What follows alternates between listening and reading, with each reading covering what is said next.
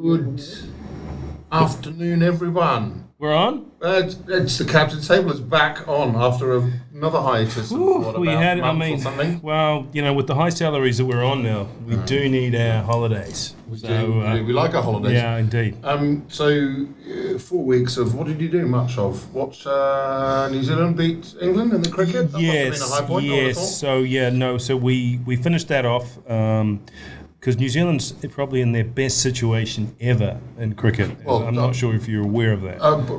Presumably you're number one in the world, are you? Is that Number what you're saying? one in 1 day and 5 day, and we're third in T20. So yes, we're pretty close. I think they're number one in New Zealand. Well, that's right. Very good indeed. No, I'll tell you what, we have to do that when we can, because we've had some bad times, believe me, with our cricket. But we've got a big final coming up on Friday. Rex, we've got the World Test Finals In Southampton. that Megadome there. So I'm very excited. That'll be brilliant. Very brilliant. You've been busy watching the cricket, building up New Zealand. Let's get back to business at Back the to table. business. Showtime. We've got a guest today called Jawad Ashraf. He used to work at The Entertainer, and he is the Chief Technical Officer and co-founder at a company called Terr Virtua. For us, being not particularly up to speed on tech, a lot of people chat about tech. We thought we'd get Jawad in just to basically give us what the climate's like in the modern world, especially in Dubai, where we shot, everyone just flocks to bright, shiny things, talking of blockchain, talking of crypto, talking of NFTs, all these things. So, Mr. Ashraf, what I'm suggesting or asking Jawad, is say he's going to just tell us a few things and bring us up to speed on that for us and our listeners. Are you good with that? Oh no, absolutely, and I'm really excited. And thank you, Jawad. Welcome. Thank you. Welcome to the table. Thank you. Good to be here. Right. Yeah. What the fuck's an NFT? Okay. All right. So that was like a question. That was like a question that we were asked like for the last 3 years. Right. So it's like basically, what the fuck is an NFT? It sounds like a skin disease, right? It is non-fungible token is what it stands for. So you straight away you assume that it's like something you need a rash, you need a cream for. But now everyone has been talking about, in TV, on the radio, everywhere else, people are talking about NFTs, and it's pretty much everywhere. Yeah, exactly. And what a non-fungible token is, I mean, in a really simplistic way. Because please do that, because I'm thinking of Rob Marinelli, one of our star listeners, who's on his bike in Switzerland now listening. I think we've got to break this way back. Let's simplify to the simple part. Let me run it back. Okay, so basically, first of all, everyone's got an idea what an NFT is. So like our company, we set it up back in 2018, and there we were trying to explain to everyone what an NFT is. Now everything we do is what it isn't, because people now assume an NFT is something on the internet or blockchain or crypto, and it's linked with celebrities, and it's something which is millions and millions of dollars. That's what people admittedly, it's not a particularly sexy term, is it? Fungible token, isn't it? Yeah, exactly, but that's a technical term, because the thing is in crypto, I mean, look, what people in crypto don't get at the moment is that no one cares about the tech. When you do an in-app purchase, no one cares how it works. But in crypto, there's a propensity to talk a lot about the tech. Yeah, right. Really, if it's going to be adopted by anyone, you've got to forget about that. You've got to think about what it does for you, which is what it doesn't. And with that, I'll go back to what an NFT is. Okay. Now, if you roll back in the day, like you could buy a book. It was collectible. You owned it. Yes. Right? You could sell it. And the creator got physical book, and then if you sold the book, in the first place, the creator would get a revenue. But then after that, there was a grey market; they could resell it, and they wouldn't see anymore. But it was still yours, and you could sell it. A book, you could do that with an album. You could do that with a movie, right? So that's how we grew up, and like I'm a collector. I'm a big geek myself. I've been collecting comics since I was 10, right? And it was all about trading, and it was all about owning and knowing how much things were worth. Then what happened was that as the internet came along and everything moved to digital, creators and brands didn't know what to do. They didn't know how to move across to digital, and that opened up an opportunity for the likes of Spotify and Netflix and Amazon to go to an all-you-can-eat model. So basically, if you buy a book a book from Amazon, you don't own it. You do own it, but you can't sell it. Okay. Yeah. Right. If the you online version we're talking exactly, about. so exactly. So let's say you have the Kindle, you download it, and it's gone digital, right? Yeah. You can't really resell it. It's not there. You can lend it like a library, you can to a friend, but you can't do that. And there's no value in it anymore. You've spent the same amount, but you don't have any value. And they could even potentially say you get this for a year, and then we're going to cut it off, and then you lose it. They wouldn't, but what they would do is lock you into an ecosystem. So for you to be on that, you have to own the Kindle, and you got to do it. So now going from a book to a digital book, what's happened is that because it's the only way through, the creators have been slowly marginalized over the years, so they get less money. Okay, because that's really where you got to go. And you saw with Amazon, all these publishing houses were like fighting with them and refusing to put their books on, but everyone's capitulated. That's books. Yes. Then you've got the story with movies, where now it's all Netflix, it's all streaming. You don't own it. You subscribe. The second you turn off your subscription, you don't have it. Yes. And like your music, same thing. Spotify, Apple Music, you rent it. And what's happened when that's happened is that all the value is lessened and lessened for the creators. They get less and less and less over time. Sure. Now, what NFTs are, it's bringing it back. Really, easiest thing. It's something digital. You own it, and it's a limited quantity, and it's authenticated. So, for example, if I buy... So, Terra Virtua, we launched the world's first NFT graphic novel a couple of weeks ago. And it was an artist called Nick Percival. He's done stuff for Judge Dredd, Hellraiser, amazing stuff. And he had a graphic novel he painted, took him 2 years, beautiful graphic novel. And what would have happened was that it would have just been published and in a bookshop and no one had seen it, or it would have gone to a suck it down the internet and subscribe.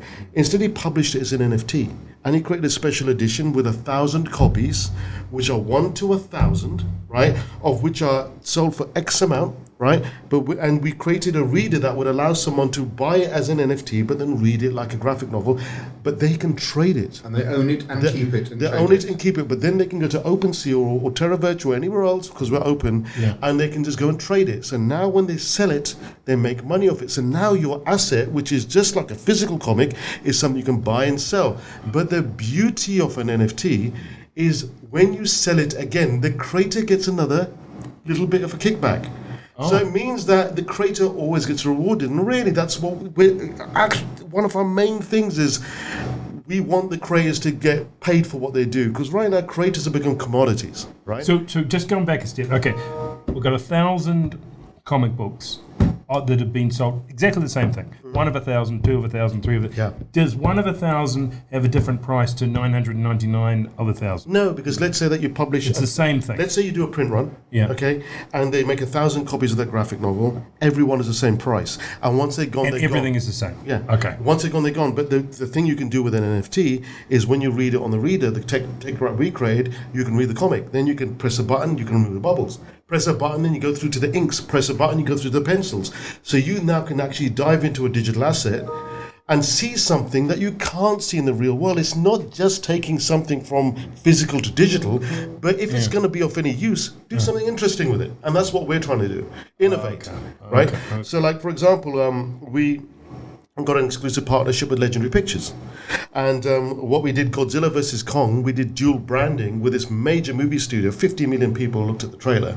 And then we did major co-branding, and then they gave us the cinema footage. All the CGI, all the models. And then what we did was, all right, it's not just going to be an NFT of a picture. Let's create a 3D model of Godzilla based upon the footage that you can buy, trade, but you can view through your mobile phone. And you can see in your room, and people were sending us the craziest videos they made of Godzilla trying to kickbox somebody. Right. And then also we created the marketplace and the VR and the AR and a 3D place. So when you buy your stuff, you can walk into your own room and put your stuff on the walls. NFTs are about taking something, earning money from it, owning it, and it being permanent. So really the fundamental bit, we've created a wider ecosystem, and NFT is bringing digital back home to you, right? Everything else so far has been in the interim, and it rewards creators. I get it completely. Now, let me throw, because where we come from, what we do is we look at how we can relate that to the real world, to physical assets. For example, artwork. They may be created digitally, but what about existing artwork that then is created into a digital version? and then resold. Okay, well, the best example of that is if you look at the best real world example I give you, let's say that you go to the Rembrandt Museum. Yes. Yeah. Okay. When you go to the museum shop, one of the main ways museums keep in business is selling postcards that they do seasonally based upon the original artwork. Absolutely. Okay. Now, that copyright is owned by the museum itself. Yeah. And they've got the right to make the right to make physical postcards from it. Yes. In this case, an NFT would be a digital print run. Yeah. Right? So that's simple as that. It's exactly the same. So it relates to a physical asset, which then becomes a digital asset, but the ownership model is exactly the same. It's a model's exactly the same. The only difference is that on resale, the creators get paid. And that's the thing. You just take away all the technology garbage and just focus on the utility. And the utility is you own it, you can trade it, and creators get paid all along the way. And we're going to see and hear more and more of that. So I know we've got so much to cover. I don't have to ask any more now about what the fuck is an NFT because I get it completely. So thank you for that. No problem. We were talking earlier on about the model for paying for it. That could be in cryptocurrency, for example. There's a whole world of information that probably a lot of people want to hear a bit more about and what we were talking about. Let's just start off with cryptocurrency and say, look, why are there so many more currencies? Why are there so many more things happening? Can you give us a background on that? Yeah. And if people want to invest in it, buyer beware, caveat emptor, and all that kind of stuff. Yeah. But can you just kind of guide us through in the simplest way in terms of what is it? Why are there many more out there? And how can we avoid the pratfalls and the difficult parts of it in terms of from a layman's perspective? Okay, so basically crypto coins are broken into broad categories. Okay. You've got the main tokens, and then you've got the alternative tokens, the altcoins. Okay. Altcoins are the ones that you see constantly springing up. The best real-world example I can give you is compare something to the stock exchange and small penny stocks. Okay. Sure. Okay? Now, with a penny stock, you can get a multiplier, which is huge, but you're taking more of a pun on the company. That's what an altcoin is. And you see penny stock companies come and go. But they're there, right? So that you can buy them. And they've got two very different markets that they operate in. Crypto itself is completely decentralized. So you've got the main coins, which are like the Bitcoins and the Ethereums of the world. And Bitcoin you can think of as the gold. Ripple, XRP, Ripple? Yeah, I mean, you've got Ripple, you've got Matic, you've got Elrond. There's a whole bunch. But the number one and two, I mean, like if you go to CoinGecko, for example, it rates all the coins. And think of Bitcoin as a value store. And think of Ethereum as the oil that runs the crypto. That's what it is. So you're investing in two types of asset, one which is like a gold and the other is oil. But you need oil to operate most of what is on crypto. So that's what, but Bitcoin is a finite amount of supply, but Ethereum has more generated every year. Not a huge amount, okay, but more is generated every year. So I'm just going to take it a step back. Some of these people, some of our listeners will be wondering why are there new currencies coming into play? How does that come about? Because there is no enforcement, there's no compliance. How does this come about? Okay, give you an example. So our company Terra Virtua, our currency is called TVK. Yeah. Okay. Terra Virtua Collect. Now, in our case, it's a coin which is a utility token, which think of it like a rewards token. Yeah. Okay. So if you buy it from the exchange and you lock up so much, so the way that it happens in crypto is that when you buy a token, if you stake it, you still own it, but you lock it for an X amount of time. Think of a deposit in a bond account. Yeah. Okay. And when you do that, you get perks. So basically, if you've got a platform that does something, if you buy their token and you stake it in certain ways, you can earn more of that token, which has got value, or you can earn rewards. So we've got a thing called a Prestige Club, which is coming out soon. And when you stake your tokens at different levels, you go to like bronze, gold, platinum.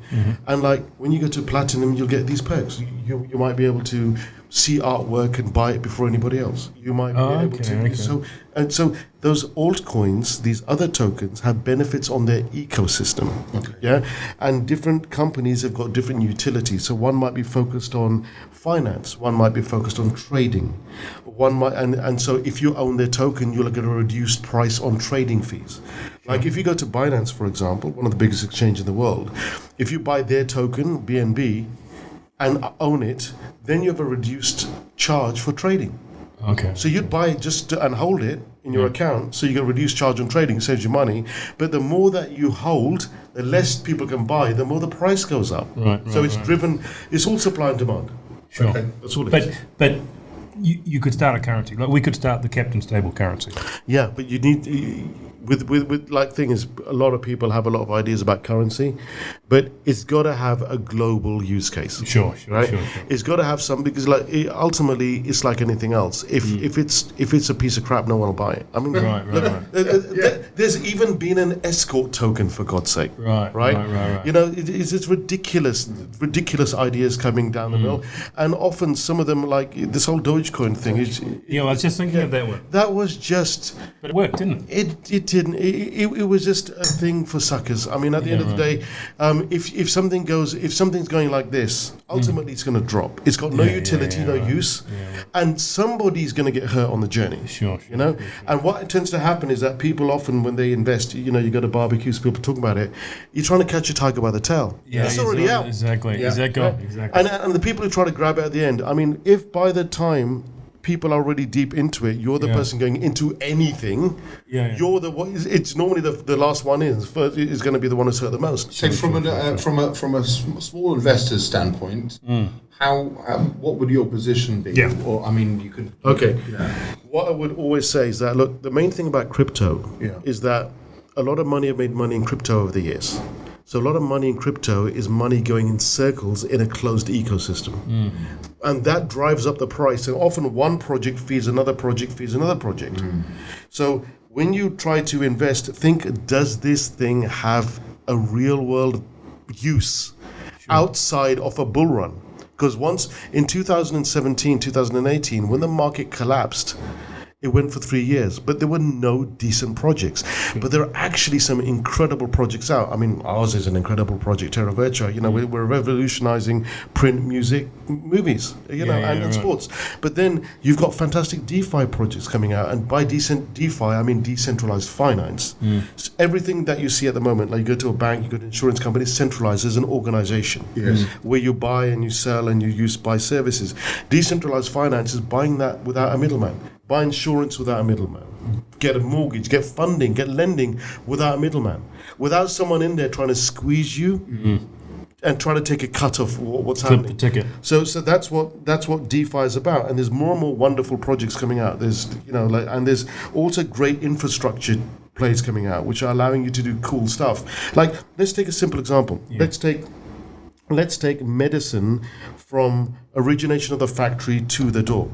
There's multiple elements of the supply chain, right? And at any point in the supply chain, it can substitute for fakes. Blockchain itself, the way that you need to look at it, cryptocurrencies are to blockchain what email is for the internet. People get confused between the two. Blockchain is something that can run lots of tech. And so, like with blockchain, I mean, just think about the supply chain management. You can basically make sure there's no fraud. You know, there's all sorts of application utilities. So when you invest, look at a company and look at what it can do. So, like, you've got the likes of Matic, which are Polygon, and they are a new blockchain. They're very green, okay, and also all of the DeFi projects have moved to them. Then you got projects like Casper Labs, and they're coming big into Dubai. You know, they're here. We have Saeed. He's he's a CEO. He's based in Abu Dhabi, and he's spearheading it. And they're doing a lot of stuff here with Dubai government, and they're looking to bring a whole load of features into the UAE with the benefits of blockchain. So there's a lot of reading to be done here, though, from and we have to try and navigate our way around what is really quite a complex thing. And whilst you'll simplify it by saying, make sure that what you're buying is it of use? Is it of note? Is it sustainable? And I get that, but there's still a lot of reading and information to try but in the real world, if you were to invest in a stock, you do your reading. Absolutely. But people the problem is people just think, oh my God, it's going, and FOMO kicks in. Of course it is. Oh no, I'm going to jump in. But that's how people get hurt. We always say, do your research, because honestly, we've all been there. And you get excited, and the obvious question is, where do you start to look for that? And that's where I was going to go. Good, where great can question. we find out more? I mean, obviously, apart from yourselves. So let's give an example. Jane, who may be from Jumeirah, maybe not. not sure. Or Karen. Yeah, from Jumeirah. She's got 5,000 or 10,000 dirhams that she's heard this crypto is a great idea. What does she do? I'll tell her not to touch it with a stick. All right, we're cut, Ted. Thanks very much indeed. Great evening. And, No. Catch you in a week or two. No, honestly, it's like, would you invest in the stock exchange, right? If you had $5,000 and you didn't know the first thing about stocks, it just makes no sense. Okay. But the problem is that Karen or Jane was at a barbecue with Sharon, and she heard that her husband's made X amount, and she's come home and she's gone, we got to get into this. Have you heard what these guys are doing? So this is the problem. Okay, look, if they wanted to look for sources that are good, they should be looking at Cointelegraph, for example. Okay. Right? Cointelegraph is a website which reports all the latest information around it, which isn't somebody just shilling an idea. Right. Or on Facebook, it's almost like the Financial Times of crypto. Yeah. That's a good place to start. But the problem, just like you have with Facebook, it's full of disinformation and social, and this with people have got agendas to try to push up the value of a token by actually making people engaged in it.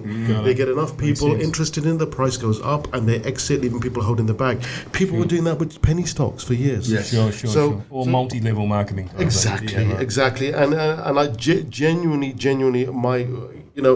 this isn't a mature enough market for the end user investor to go into and not risk a lot. Yeah. Right? Sure. Make sure you understand, make sure you've done your research, and only if you're reasonably certain, go in. But then look at, like, if I was to invest, people, of course, Terra Virtua, of course, I would say, but we're at a good price point. We went from 1.3 cents to all the way up to $1.20. Now we're sitting at 15 cents, and there's lots coming. But even so, we're doing loads of stuff. But then Matic, great.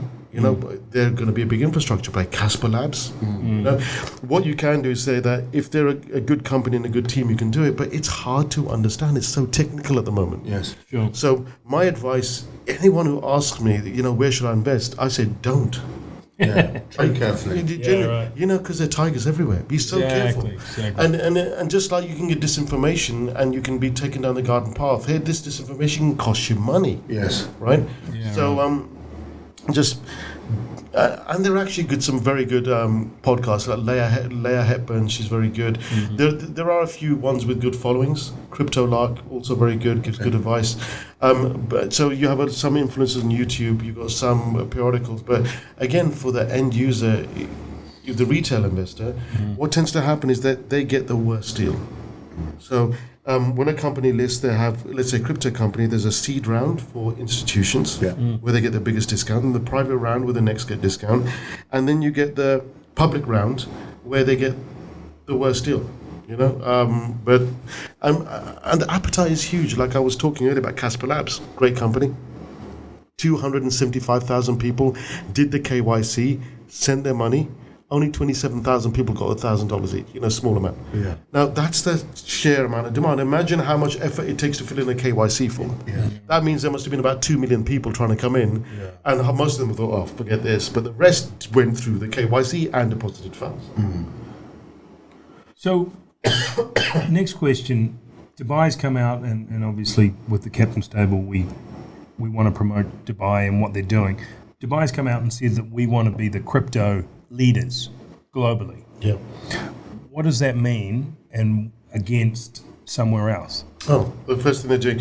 So the first thing they're doing is that they're making it easier for crypto companies to operate. A regulatory framework still needs to come in. Yeah. But the intent is there. And what they're also doing is that they're sort of supporting the arts and crypto arts in general. Like just last week, we did an activation of a new piece of art called Emirati Future by Amrita Sethi, who's an artist here. And she's based here. She's been here for many, many years from a financial background. She then chucked it all in to be an artist, was going to do some stuff at Expo, then COVID hit. And then she's just basically had a chat about what we're doing in NFTs, and she started at $3,000 for a piece of art, which is still a lot, and some small pieces. And she sold her first piece called What the NFT, which was all about the craziness of NFTs, for $101,000 a few weeks ago. And now she's done a piece called Emirati Future, and we did an activation at Toda. and they projected this NFT with animations around all the world, around all the walls. They brought a load of people in from government and from major artists like Saeed, who did the Atlantis murals, and it was just great, and they support it. And they're looking at doing really great things. Like Dubai Culture is looking at, what can we do to support open air space artwork?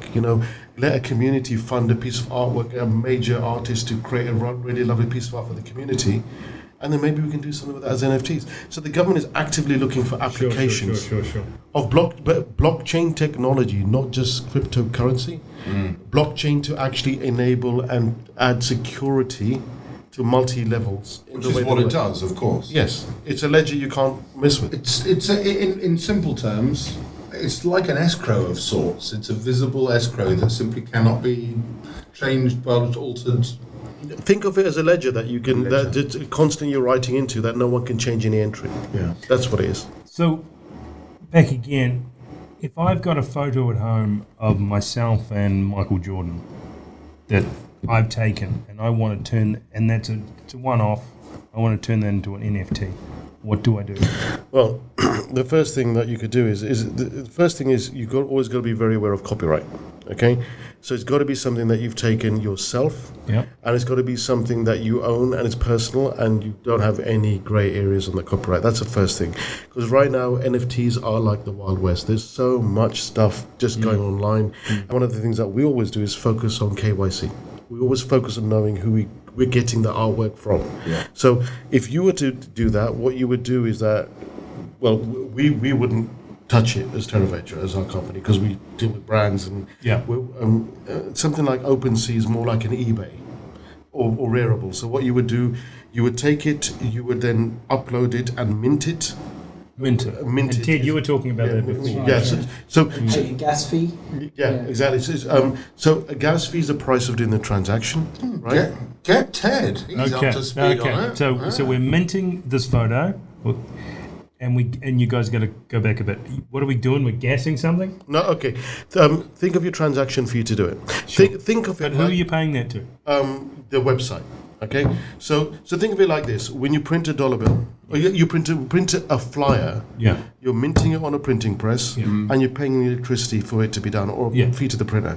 Here you're minting your item, which is now converting it to a digital picture, giving it associated block chain number, and you're paying gas, which is like your transaction. Sure. Right? Yeah. And that's now it's there and it's up. And then, if somebody wants it, they can buy it. And where do you put it? So you go to a marketplace. If you go to OpenSea or Rarible, and there's lots of marketplaces. There are a few. Okay. But those are the two that I would go to if you wanted to do this sort of thing, Rarible or OpenSea, and it's sort of like a flea market. You put that on there. People looking through. You put a price on. Yeah, exactly. Think of it like eBay.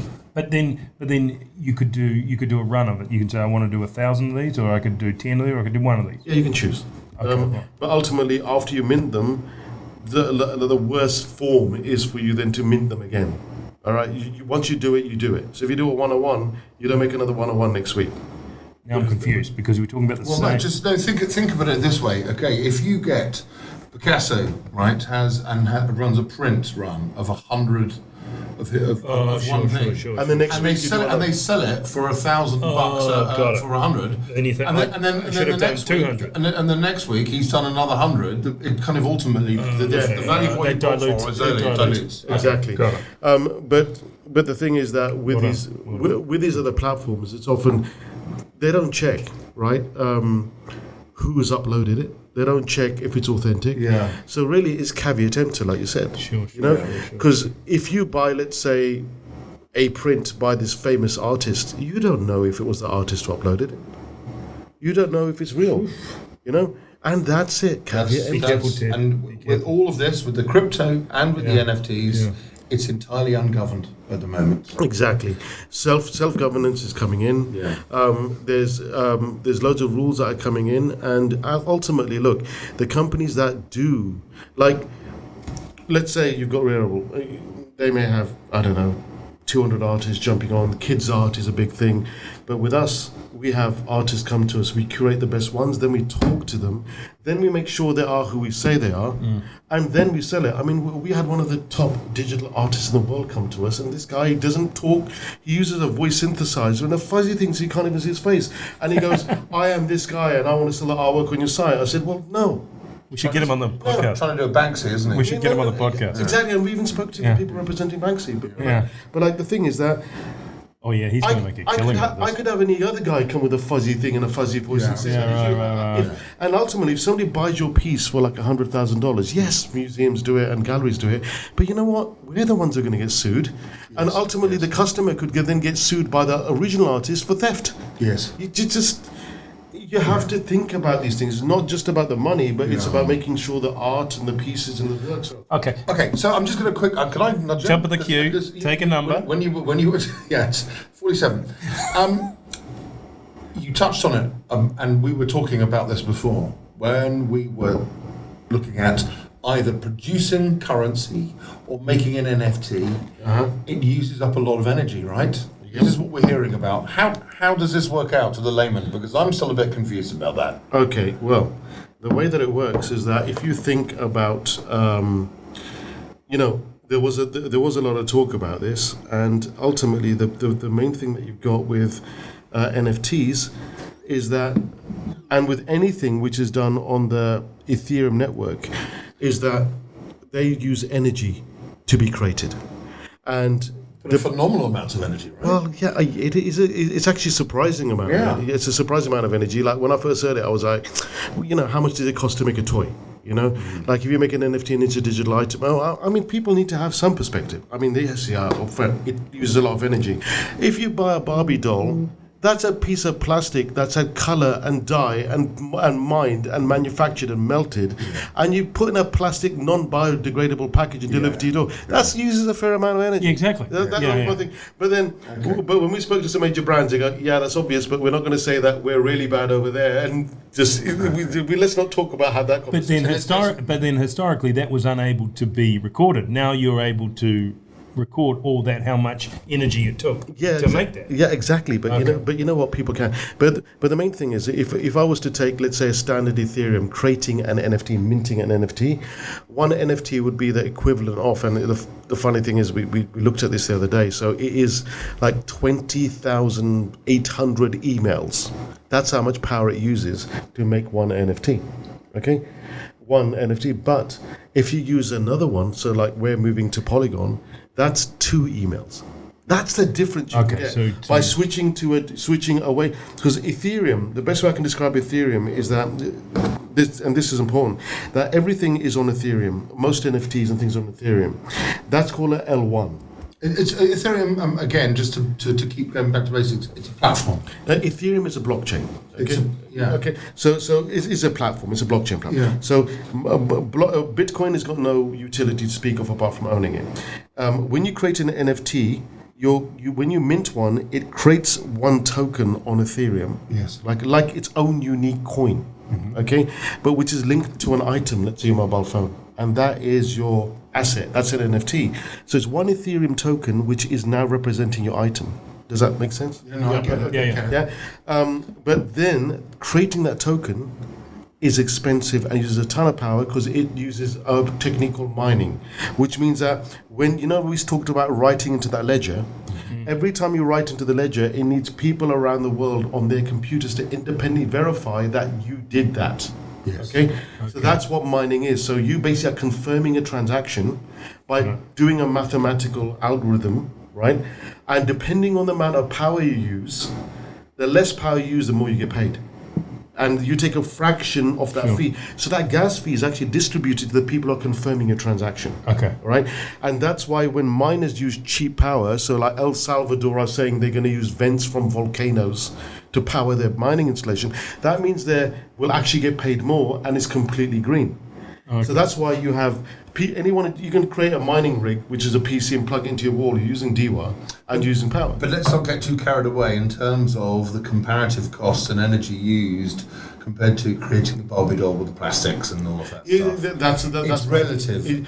Everything's relative, but blockchain and Bitcoin has moved to the point where if you have an L1 solution like Ethereum, think of that as Sheikh Zayed Road. Yeah.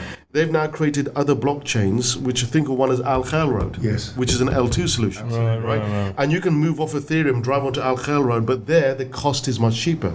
So instead of 20,000, you're spending the equivalent of 2,000 emails, 2 emails. So, and then you can move between the roads. Okay. What about Ethereum 2.0? Sorry, guys. That's right. Yeah, Ethereum. That's supposed to be. Ethereum 2.2. Ethereum 2.0 will effectively solve all of these problems. It's going to be cheap. Think of every chain that you see at the moment. So, like you've got Ethereum, and then you've got Matic, Casper, Polygon, Elrond, Cardano, lots of different blockchains, and a lot of them are not Casper, but a lot of them are L2s, like the Al Khail Road ones. Now, Ethereum 2.0 is going to have shards, which is hilarious. But like they've got these single shards, and basically, and each shard is effectively what one of these L2s is. They're using less power, right? And they'll be able to run separately as nodes, and it's going to be great. But you know what? It was meant to be out last year, and then it was meant to be out the year before. And it's just like I remember in this conversation with our tech team and said, Jawad, we don't want to move to another blockchain.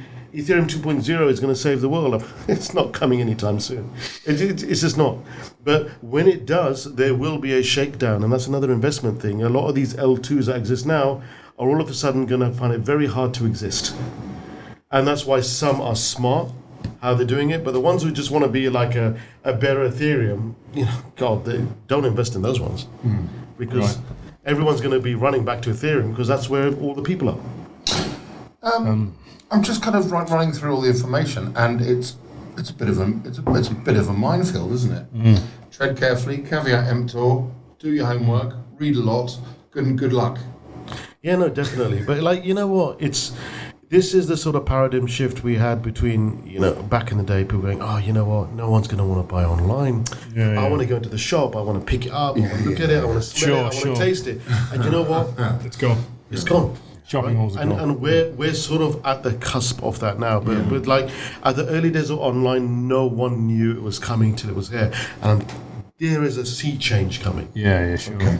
And everything is going to change. So what happens, Jawad, when the governments go, oh, well, hold on, we're losing power here. Everybody's taking it away from us. We're not able to control this like we do. And they're going to say, we're going to shut this down. You know what? It's like what's going to happen is that there's too many other countries who will operate in the grey margins. Okay. If they push it out, it'll move somewhere else. It's like prohibition. Right. Every time you push it away, it creates a black market. What the smart play is going to be, and you're seeing this, is that if crypto companies can say this is how we want to work, and we will regulate, we will do KYC, we'll work with you, then the governments need to understand that KYC needs to be done very delicately, because if you do KYC on a person and he's a crypto person and you know who they are and they know who the wallet are, you have instant access to know how much they have in the bank account. So now all of a sudden you're potentially putting that person at risk because kidnap and ransom is an issue.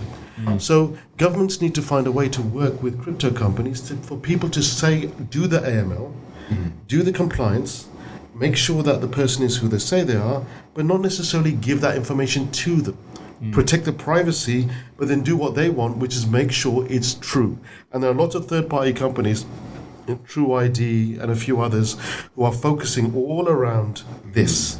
Crucible, great company, and they're focusing on how to deal with AML compliance and make it so that they say, okay, we guarantee that this guy's real. His wallet has never come from black accounts. It's such a tough thing because you're an entrusted third party.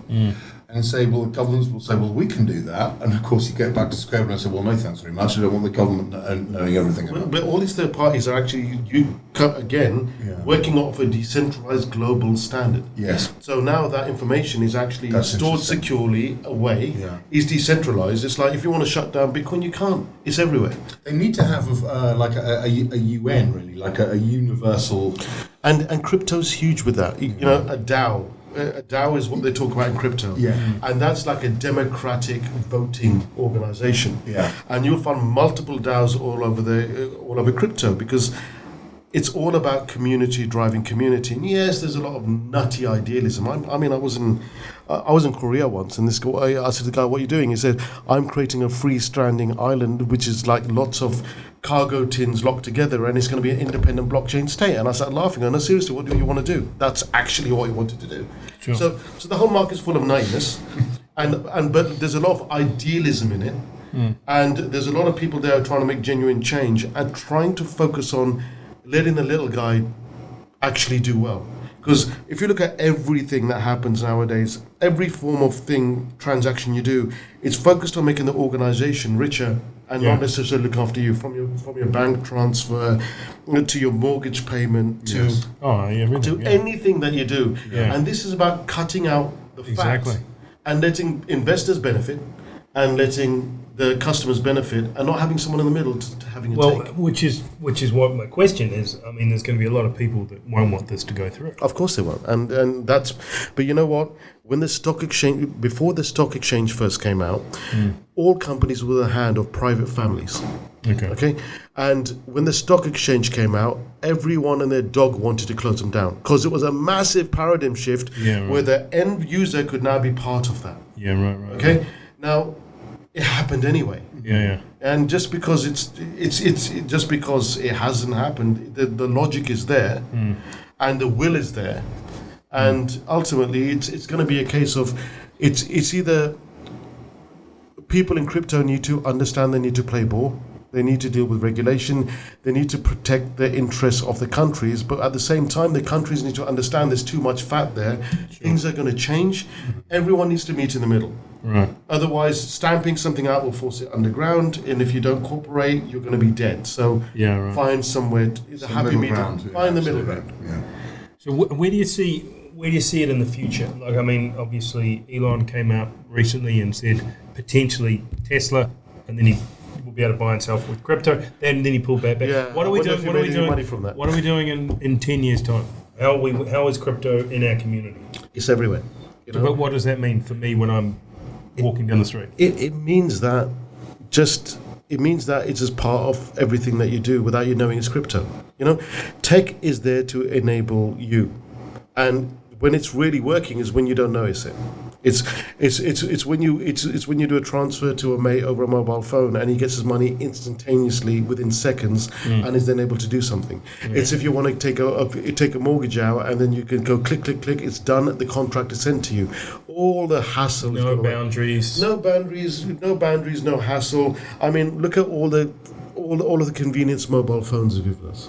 You know, you've been here for a long time, 20 years odd. And do you remember what it was like back in the day? I needed my passport to go to the toilet. Literally. Have you got your certificate passport? Yeah? Yeah, exactly. Oh, yeah. 5 copies? 10 copies? Exactly. How many passport photos you got on you? But then Sheikh Mohammed went on the stage and he held up a mobile phone years ago and he said, I want all government to be on this. Exactly. And now it is. Now it is, right? Yeah. And that's to take that convenience and then think about the next generation. Take away the other layers. And that was what, 5-10 years ago? Yeah, exactly. So okay. And and the thing is that Dubai is a wonderful city. It's like there's nowhere else I'd rather live. Yeah, this is, you talk about bright and shiny, but you always see it evolve around you. You don't need to go anywhere. It's always just, and it's full of interesting people. In Dubai, you ask someone where you're from, that's a half-hour conversation. Don't get me wrong, there is an incredible optimism. It's one of the few places in this world where everyone is looking to the future with an eye open and saying this is going to be great. Yeah, no, always. And that's, to me, that's one of the best things about this place. No, absolutely. I mean, it's like my girls have grown up here. They've gone through the education system. They're studying in the UK, and all of the things you have to worry about in the West, you don't have to worry about here. I mean, Exactly. we were talking with our CFO today, and like, he was saying, my kids are squabbling a lot, and I was saying, what if it's in the UK? That's the last of the conversation you'd be having. It's like he's got this and this at the playground, and it's like, Yes. it's lovely having the ability to have that safety. Leave my wallet and phone in a restaurant, and I can go back and get it. And even now, there's some bits and pieces that happen here, but it's far safer. And It's just beyond that.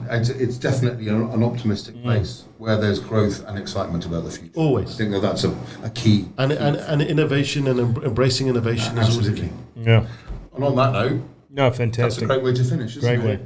Thank you so Jawad, much, thank you so much. No for coming problem, on pleasure. board. But as long as you come back, and Yeah. every year, and then we get an update on how it's going. Sure, no problem. Fantastic. Brilliant. Thanks. Ken, any questions? Off screen. Yeah. It's all good. All good. Okay, good. Righto. Great. Thanks a lot. Thanks.